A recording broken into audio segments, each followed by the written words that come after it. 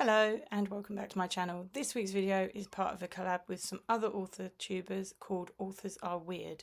I was tagged by Emma Bennett for this, so I am answering 10 questions this week to let you know how weird I am. So I'm not sure whether I'm feeling nervous or excited about this video, but we'll see.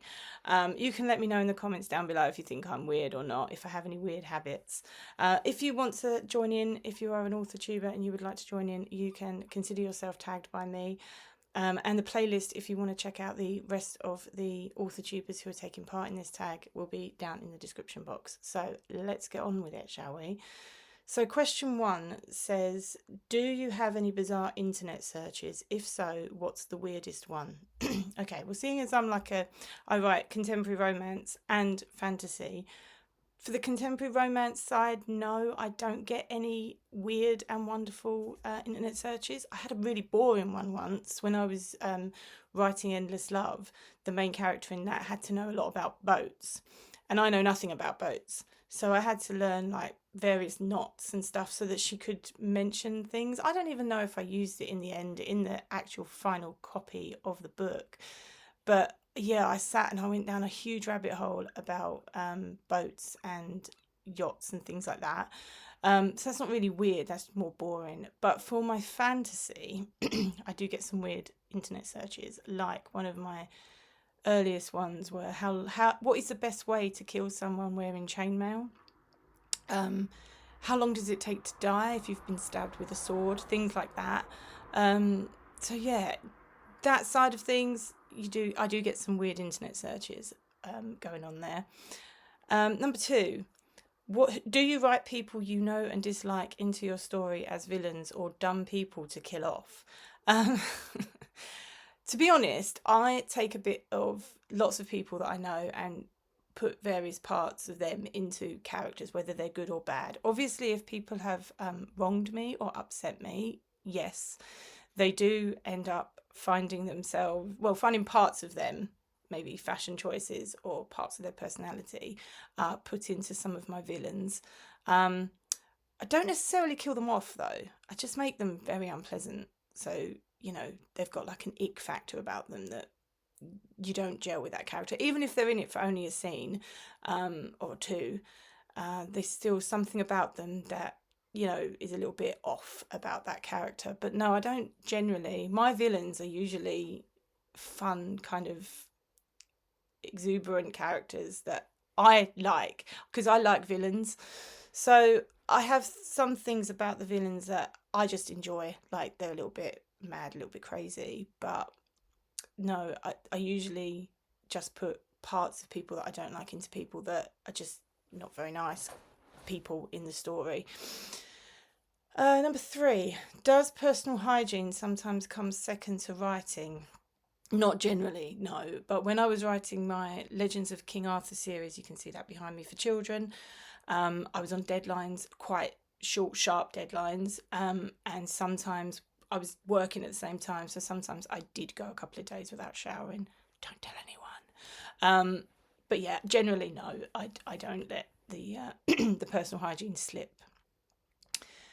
Number 4, do you go on baby name websites to help you name baby characters? Yes. Sorry, not baby characters, to help you name characters. Yes, I do.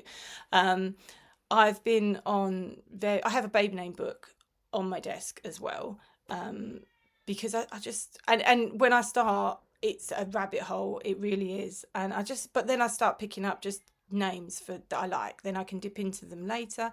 I have like a list of names that I can sort of dip into for boys, girls, things like that. That's for my contemporary side. My fantasy side, especially for the Vikings, I have been on lots of Viking name websites, because obviously I don't come from that part of the world, and I want those names to mean something. So for example, Ulfa is wolf, warrior kind of thing, and that says something about his personality and things like that. So I do go on naming websites, whether that's Vikings or anything else. Yep. I also look for surnames on websites as well, because sometimes I draw a complete blank on surnames, and I'm like, oh, what's a good surname to have, rather than Smith, Jones, Smythe, things like that. So yeah, I do that. Question 5. Do you have a list of actors and actresses that would play your characters if there was an adaptation made? Let's be honest, we all want the Netflix adaptation of our books. I'm not going to pretend I don't. One day that is the dream. So yes, I do. In fact, one of the earliest actors that I had picked for my Prophecies of Fate series was Alan Rickman for Merlin. And now that will never happen. And I just have no idea who would play, if it was ever adapted, obviously. I just have no idea who would play Merlin anymore. I also have Joanna Lumley in mind for Jackie in the Romance in the Lake series, which you can see just there behind me as well. Yeah, she's one that I would really love to be in my books as well. But yeah, I do generally have actors and actresses in mind. I think when you talk about it on Instagram and things like that, it's generally quite nice to give people an idea of how you picture that person as well, or that character as well. So yeah, if you follow me over on Instagram, you will see lots of different actors and actresses being named as so and so from such a series. So yeah, follow me over there if you want to know more. Question 6. Have you ever stared at a stranger because they look like one of your characters? No. No, I don't generally stare at strangers. That is a little bit too weird even for me. I mean, if they're doing something strange, I might stare at them, but that's not because they remind me of a character. So no, I don't do that. Question 7. Do you ever talk to yourself to help work through scenes? If so, where do you talk to yourself? Yes, that is a massive, massive yes, I do. And it could be anywhere. Usually on a dog walk, I talk to my dog. Sometimes I pretend to be talking into my phone while I'm walking, so I don't look too strange. But I can be sitting at my desk, driving in my car. I could anywhere basically. Not too public. I wouldn't be sitting in a coffee shop chatting to myself. That'd be a bit weird, but yeah, I do generally do that. Sometimes I help that, like voicing things out loud just gets my brain to kind of open an idea that has previously been shut away from me. So yeah, I do like to do that. Yeah. Question 8. While writing, do you make the expressions your characters are making? Yes, because sometimes when I talk to myself through the scenes, I actually talk the scene out loud. So I will read the scene out loud. And as I'm reading, if I need to add some minor detail about facial expressions or something, I find myself frowning or chuckling or whatever, and then I know that that's the reaction the character would have to that scene or to what someone said to them.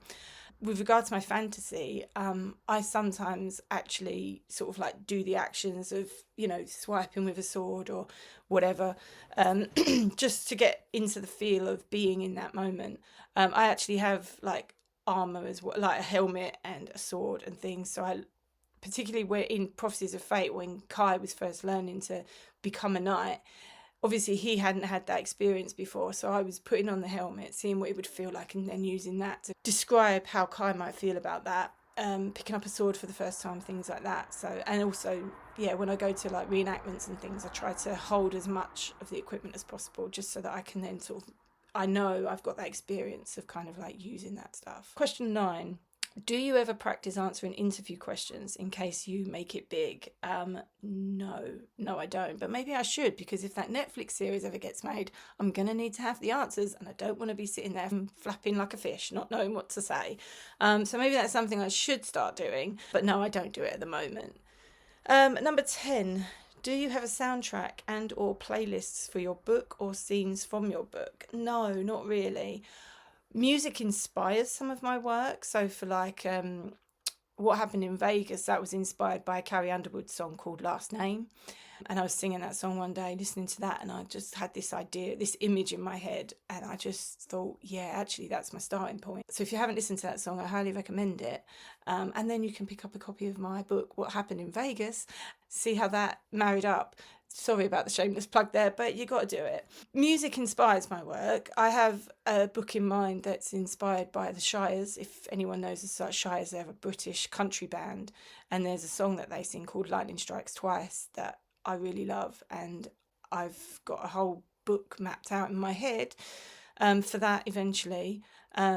But no, generally I don't listen to music while I write, because I end up either just listening to the music and forgetting what I'm supposed to be doing. So I do tend to write in silence, and I don't think of afterwards creating a playlist or anything like that. So that's it. That's the 10 questions.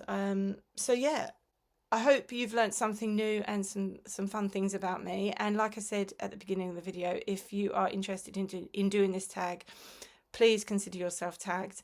Also, as I said, you can find the rest of this playlist below in the description box, where you can check out all the other author tubers who are taking part. And I will see you next week with a brand new video. Don't forget to like, share and subscribe. And yeah, have a great week. See ya. Bye.